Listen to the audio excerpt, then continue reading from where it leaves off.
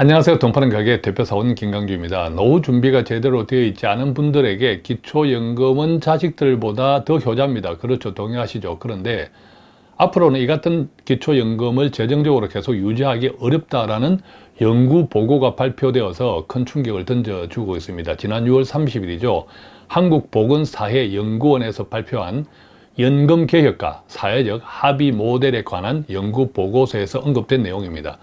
한국보건사회연구원은 개인이나 기업이 운영하는 사설연구원이 아니라 공공기관 연구원입니다. 그러니까 상당히 시사하는 바가 크죠. 그런데요, 앞으로는 기초연금뿐이겠습니까? 어떤 의미에서는 한국보건사회연구원, 공공기관 연구원에서 기초연금을 하나의 사례로 툭 던져 놓은 것이다 라고 해석이 됩니다.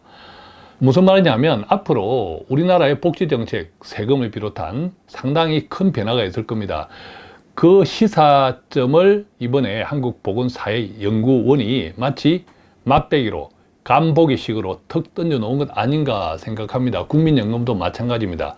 자, 그렇다면 앞으로 우리나라의 복지정책, 세금 어떻게 될까요? 저는 이렇게 된다고 생각합니다. 그리고 어떻게 대비할까요? 저는 방법은 딱 하나뿐이라고 생각합니다. 국민연금도 마찬가지죠. 국민연금 재정 고갈이 2년이 앞당겨진다고 합니다. 물론 언제 고갈이 될지 알 수 없으나 현재는 2055년에서 2057년 정도로 예상하고 있습니다. 자, 국민연금 재정이 고갈된다는 것은 어떤 의미입니까? 국민연금이 깡통, 한 푼도 없어진다는 뜻입니다. 자, 그럼에도 불구하고 국민연금은 정부가 보장하잖아요. 맞습니다. 정부가 보장하죠. 그런데 돈이 없으면 어떻게 할까요? 돈이 없는데 어떻게 지급을 할 수 있을까라는 겁니다. 자, 이 부분을 냉정하게 한번 생각해 보셔야 된다는 거죠. 자, 지금 보시는 화면은요, OECD, 우리 한국을 포함한 OECD 국가별 국민 부담률을 비교한 겁니다. 2019년 기준인데요. 국민 부담금이라고 하는 것은 한 해 1년 동안 국민들이 부담한 세금, 그 다음에 사회보장기여금, 사회보장기여금이라고 하는 것은 우리가 내는 건강보험료, 또 국민연금보험료, 또 고용보험, 산재보험, 공무원연금보험료 등등을 다 포함해서 국민이 조세 또는 준조세로 내는 돈, 합계액입니다. 그것을 이제 국민부담률이라고 하는데, OECD 국가별 국민부담률을 보면 우리나라는 아직도 2019년 기준 아직도 다른 나라에 비하면 프랑스, 이탈리아, 독일, OECD 평균이 33.8이니까 2019년 기준 다른 나라에 비하면 양호한 기준입니다. 적다라는 뜻이죠. 2019년 기준. 물론 2023년 올해는 30.7% 정도를 예상하고 있습니다만, 자, 여기에서 단적으로 느껴지는 건 뭡니까? 27%에서 2019년, 불과 한 2023년 4년 정도의 30.7%면 3% 이상 증가한 거죠. 3.3%. 이것은요, 이따가 다 설명드리겠지만 상당히 가파르게 지금 국민 부담률이 올라가고 있는 추이입니다. 좀 구체적으로 볼까요? 한국경제연구원에서 최근 5년간 OECD 국가별 국민 부담률 추이를 비교 분석한 자료입니다. 이것은 2021년 6월 달에 발표된 건데 5년 단위니까 아직 발표된 건 없습니다. 5년 단위인데, 자, 보면 주요국의 최근 5년간, 이때 5년이라고 하는 것은 2021년 기준에 연구한 거니까 2015년에서 2019년, 자, 2019년에서 5년은 2024년이니까 다음 5년은 아직 발표되기 전이죠. 자, 그래서 주요국 최근 5년 국민 부담률 증가폭을 보면 뭐 독일, 캐나다, 영국, OECD 평균은 증가가 5년 동안 0.5 정도인데, 자, 한국, 제일 왼쪽에 한국은 3.7%나 국민 부담률이 크게 큰 폭으로 증가했습니다.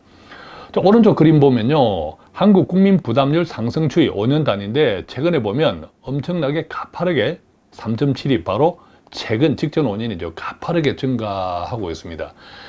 자, 국민 부담률이 왜 가파르게 증가하고 있는지 이따 또 계속 보시면 이해가 됩니다. 자, 이 자료는요, OECD 주요국의 국내 총생산, 우리가 GDP라고 하죠. 이 GDP 대비 사회복지 지출 비율입니다. 사회복지, 한마디로 사회에 부조가 필요하신 분들, 고령층, 또 사회적 약자 이런 분들에 대한 사회복지 지출 비중이 OECD의 GDP 대비 얼마인지를 비율을 따져주는 것인데, OECD 평균은 20 정도 됩니다. 사회복지 지출 비율이 GDP 대비 한 20% 정도 된다는 거죠. 자, 이 사회복지 지출 비율이라고 하는 것은 노인, 가족, 근로 무능력자, 사회적 약자죠. 그 다음에 보건, 실업 등 9개 분야에 대한 공적 지출을 합계한 겁니다. 자, 이것이 GDP 대비 20%가 OECD 평균인데 한국은 몇 퍼센트냐? 12% 정도이고 한국은 또한 OECD 38개 회원국 가운데 최하위권입니다. 그러니까 사회복지 지출 비율이 상당히 낮다. 언제냐? 이것도 2019년 기준입니다. 2019년 기준에서는 사회복지 지출 비율도 상당히 낮다. 앞서 우리가 국민 부담률도 2019년 기준에서는 상당히 낮다. 자, 그 말씀 드렸죠. 그런데 2023년에는 상당히 큰 폭으로 뛰어올렸다. 사회복지 비중도 마찬가지입니다.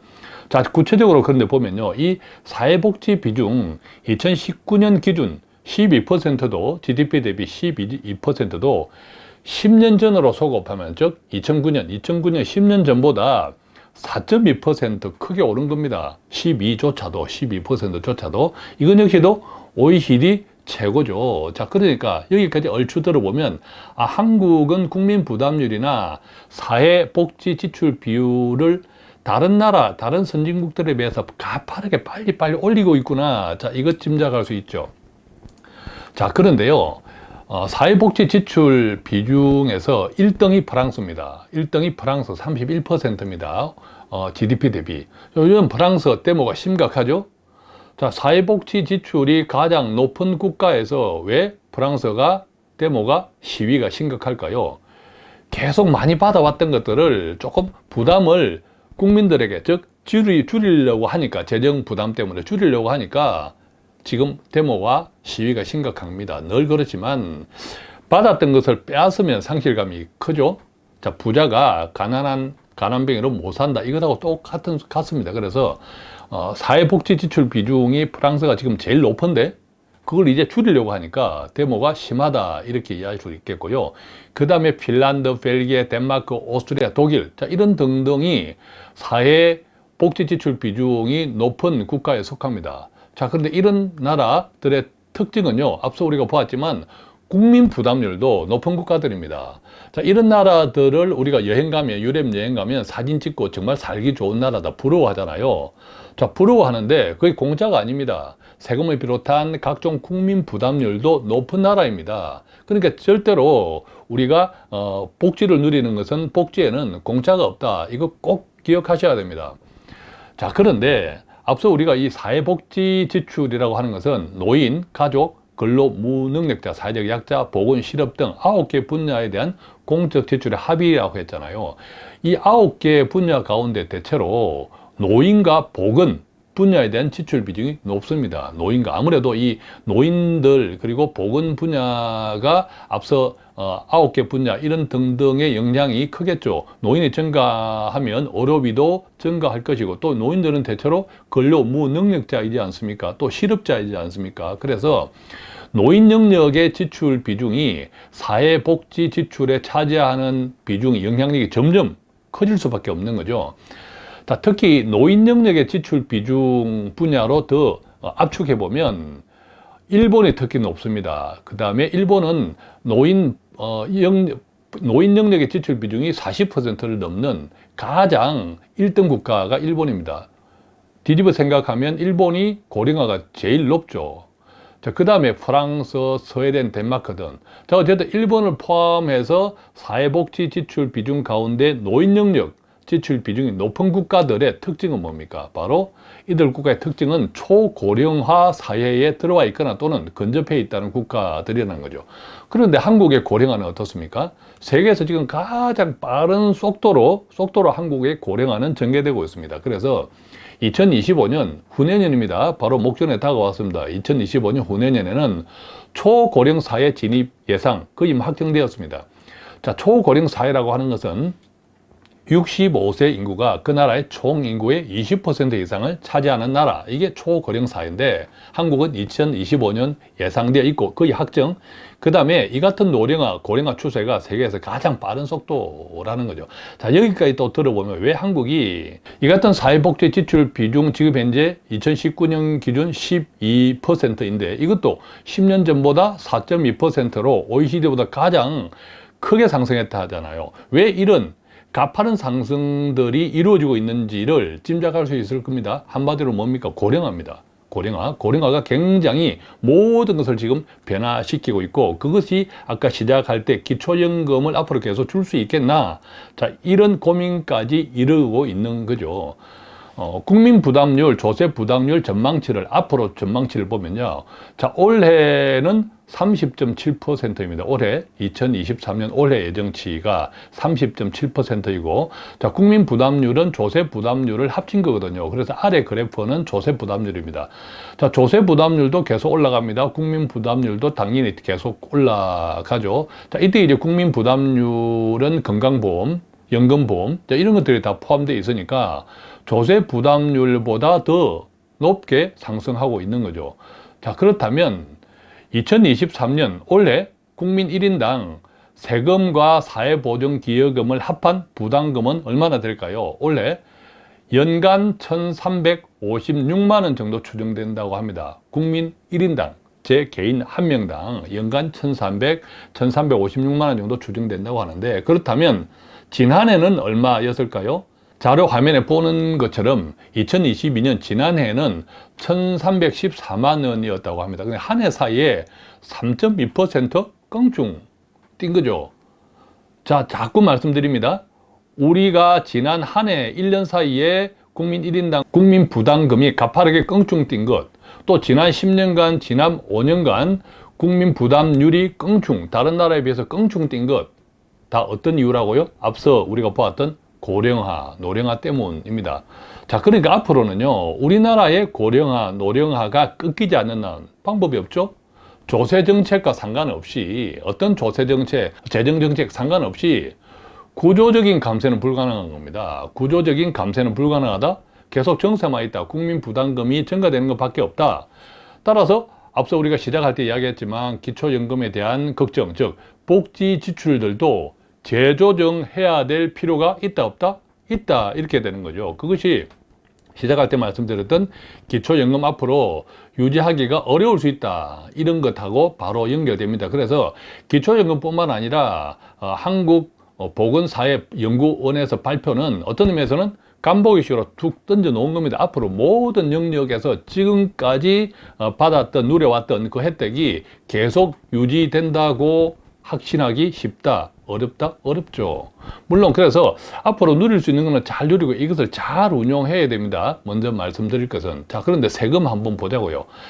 OECD 국가들과 비교한 한국의 세수 구조가 이게 이 그림에서 나타나고 있는데, 세수 구조 보면 한국과 OECD의 평균 세수도 여러 가지가 있지 않습니까? 월급쟁이들이 내는 소득세, 또 사업하시는 분들이 내는 사업소득세, 또 종합소득세, 법인세, 또 재산에 대해서 부과하는 재산소득세, 물건을 사고 팔 때 부가세, 개별소비세 등등입니다. 그죠?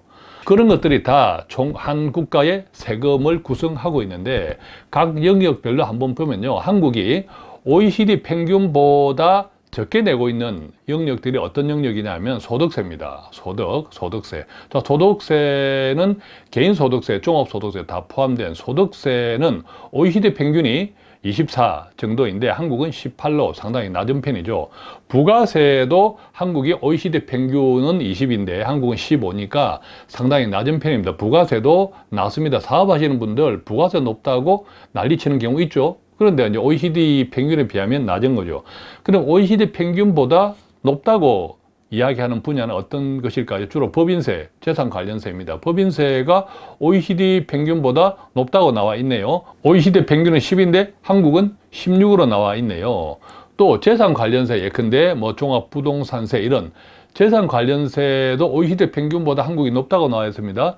한국은 10인데 OECD 평균은 6밖에 안 된다. 그래서 가끔씩 주로 경제신문에 재산세를 내려야 된다, 법인세를 내려야 된다, 이런 이야기들이 나오잖아요. 근데 여기서 중요한 것, 각각의 이해관계에 따라 다 다릅니다. 근데 정말 중요한 것, 우리가 꼭 기억하셔야 될 것, 세금도 풍선 효과가 있는 거죠. 세금은 전체 세수는 계속 많아질 수밖에 없습니다. 동의하시죠? 그러면 풍선 효과가 있는 거죠. 총합은 같거나 많아져야 합니다. 예컨대 재산세나 법인세가 다른 나라들보다 많다고 이것을 줄이면 전체적인 세수 부족분은 어디서 가져와야 할까요? 다른 쪽에서 소득세라든지 부가세라든지 개별 소비세, 어쨌든 다른 부분에서 계속 가져와야 되고, 또 반대로 이야기하면 재정지출, 복지지출을 계속 줄여야 하는 거죠. 그래서 세금을 우리가 늘 볼 때, 어떤 기사나 뉴스를 볼 때 다 이해관계가 다릅니다. 세금 많이 내고 싶은 사람 있나요? 없나요? 없죠. 이해관계는 다른데 큰 틀을 생각할 때 세금도 풍선효과, 누군가가 적게 낸다면 누군가는 많이 내야 될 수밖에 없는 거죠. 자, 그런 것들을 종합적으로 보면서 우리가 정부의 세금 정책 이런 등등을 이해할 필요가 있다, 이 말씀 먼저 드리고요.